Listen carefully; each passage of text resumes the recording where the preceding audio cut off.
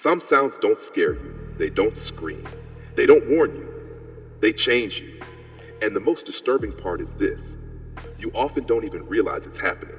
Sound is not just something we hear, it's something that moves through us. Every organ, every cell, every system. We like to believe we control what enters our mind, but sound bypasses that control. Long before language, long before logic, sound reaches the oldest parts of the brain, and some sounds were never meant for humans. Throughout history, people have reported feeling uneasy in certain places: cathedrals, factories, underground tunnels, not because of what they saw, but because of what they heard, or more accurately, what they felt. Low-frequency vibrations, too deep to be consciously heard, but strong enough to be registered by the body. These are known as infrasound, frequencies below 20 hertz, below the range of human hearing, yet well within the range of human sensation. In the late 20th century, researchers began to study these frequencies, not out of curiosity, out of concern. People working near industrial machines reported strange symptoms: anxiety, nausea, sudden fear, a feeling of being watched. Some reported seeing shapes in their peripheral vision, shadowy movement. Others described a crushing sense of dread with no apparent cause. When researchers measured the environment, they found low-frequency sound waves, persistent, unavoidable, and invisible.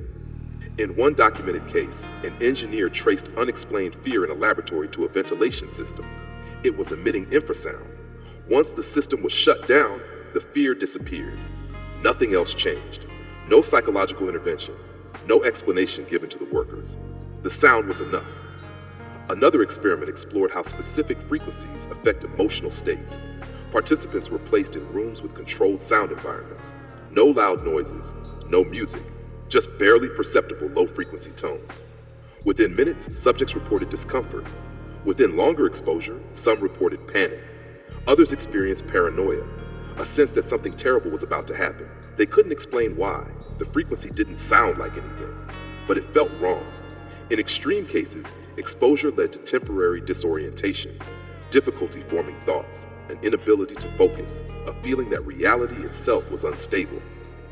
These experiments were halted, not because they failed, but because they worked too consistently.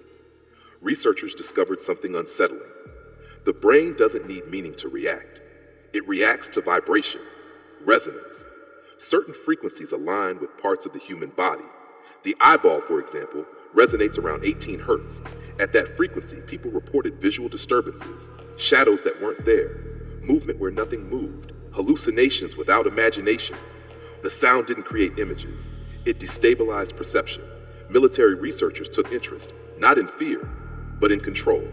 If sound could induce anxiety without visible cause, it could disperse crowds, break morale, disrupt thought.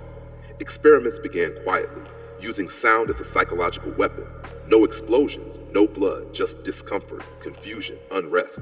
Some devices were tested and abandoned, not because they were ineffective, but because the side effects were unpredictable. Subjects reacted differently. Some panicked, some dissociated, some became aggressive, others shut down completely. The sound didn't just affect emotion, it altered cognition. Decision-making slowed, judgment became unreliable, reality felt distorted. In one reported test, participants exposed to certain frequencies began questioning their own thoughts. They described feeling detached, as if their mind was no longer fully theirs. The test was terminated. Records were sealed. Civilian research continued, but quietly. One infamous incident involved a public space where people repeatedly reported unease. No obvious cause, no visible threat. Investigators found a low-frequency hum coming from nearby infrastructure. Once corrected, reports stopped. But for months, people had experienced fear with no explanation. Some quit their jobs, some avoided the area entirely. They thought something was wrong with them. It wasn't. The environment was influencing them. Sound doesn't need permission. It doesn't need belief.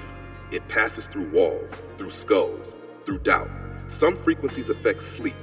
People exposed to persistent low-frequency noise reported vivid nightmares, sleep paralysis, a sense of presence in the room.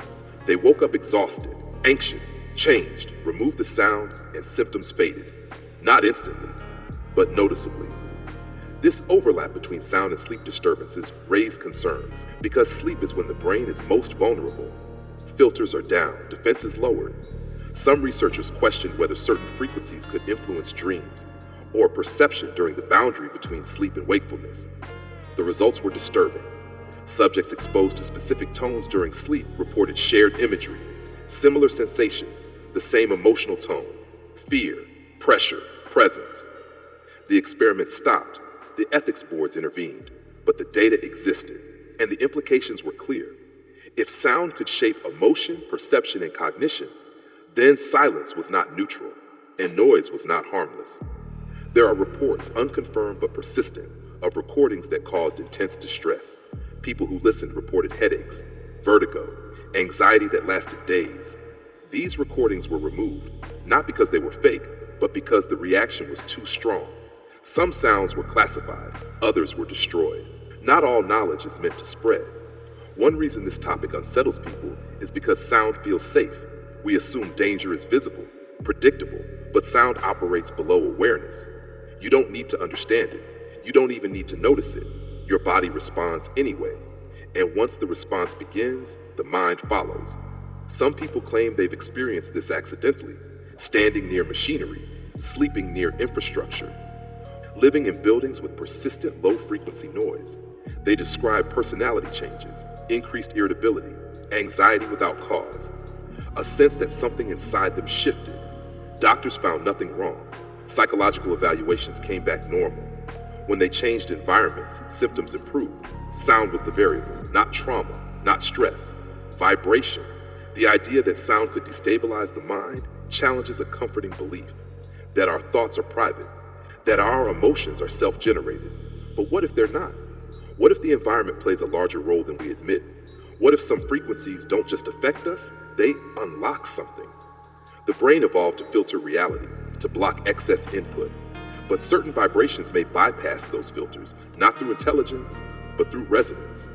The danger isn't the sound itself, it's what it disrupts.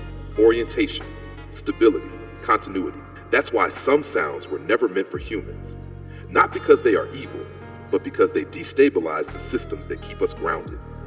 Most people will never encounter these frequencies intentionally, but the fact that they exist is enough, because it means the mind is not a sealed system. It's responsive, influenced, vulnerable, and sometimes all it takes is the wrong vibration at the wrong time to change everything.